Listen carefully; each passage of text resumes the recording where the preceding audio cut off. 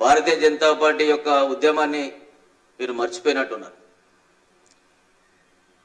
మా పోరు యాత్రను చూడాలా, కిషన్ రెడ్డి గారు చేసింది మర్చిపోయినట్టున్నారు.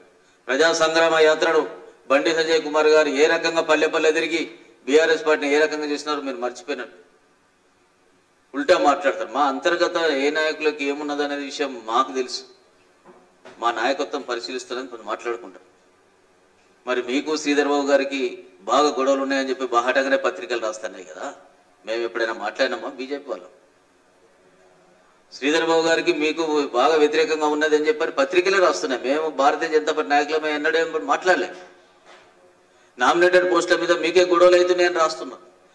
కరీంనగర్ పార్లమెంట్ అభ్యర్థి మీద మీకే గొడవలు అని రాస్తున్నారు. ఎవరు బీజేపీలు రాయాలి చెప్పలేదు. పత్రికా సమాజం మీలాగా మేము చిట్చాట్ చెప్పి ఎక్కడ మాట్లాడలేదు. కనీసమైన సీనియర్ నాయకుడు మీరు. మిమ్మల్ని మేము నాయకత్వాన్ని మీ యొక్క దాన్ని ఎవరేం తప్పుపట్టట్లేదు.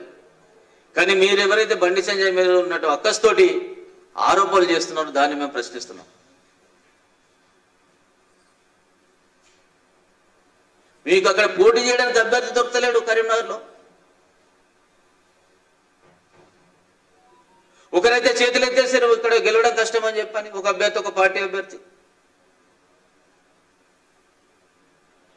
కరీంనగర్ పార్లమెంట్లో మీరు చిన్న చిన్న ఆరోపణ చేసి ఆయన విజయాన్ని, బండి సంజయ్ కుమార్ గారి విజయాన్ని మీరు ఆపుదామని అనుకుంటే అది మీ కళ మాత్రమే. భారతీయ జనతా పార్టీ నరేంద్ర మోడీ గారి నాయకత్వంలో అత్యధికమైన పార్లమెంటు స్థానాలను తెలంగాణ ప్రజలు ఇవ్వబోతున్నారు. మీరు ఒకే టేబుల్ మీద కూర్చుంటారు ప్రెస్ మీట్లలో. ఒక ఆయన రేవంత్ రెడ్డి గారు సమర్థిస్తారు, ఇంకో ఆయన రేవంత్ రెడ్డిని. అది మీకు మీకు మీ ప్రజాస్వామ్యం మీ పార్టీలో. మా దాంట్లో అలా ఉండదు. భారతీయ జనతా పార్టీ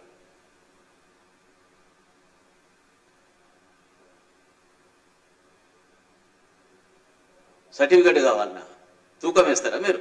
ఎవరెవరికి సర్టిఫికేట్ ఇవ్వాలి? మీ సర్టిఫికేట్ భారతీయ జనతా పార్టీకి అవసరం లేదు, మా నాయకులకు అవసరం లేదు. భారతీయ జనతా పార్టీ ప్రజల పక్షాన నిరంతరం పోరాడుతుంది. గత కొన్నేళ్లుగా పోరాడుతుంది, భవిష్యత్తులో పోరాడుతుంది. అధికారం పరవాదిగా మీరు చేస్తారు తప్ప భారతీయ జనతా పార్టీ ఏనాడు అట్లా చేయలేదు. ఇటువంటి చౌకబారి ఆరోపణలు మానేసుకొని మీరు హుస్నాబాద్లో గెలిచారు కదా, అక్కడ ప్రజలకు సేవ చేయడం ఉత్తమం అని చెప్పని ఈ సందర్భంగా మీకు సూచన చేస్తున్నాను. భారతీయ జనతా పార్టీ నాయకులు మెతకాని మీరు అంటారు. అది ఒక జ్ఞానానికి ఒకవైపు మాత్రమే. రెండో వైపు మనం మీకు తెలుసు, మీకు కూడా గతంలో అనుభవం ఉన్నది ఉస్మానియా యూనివర్సిటీలో ఏం జరిగిందో.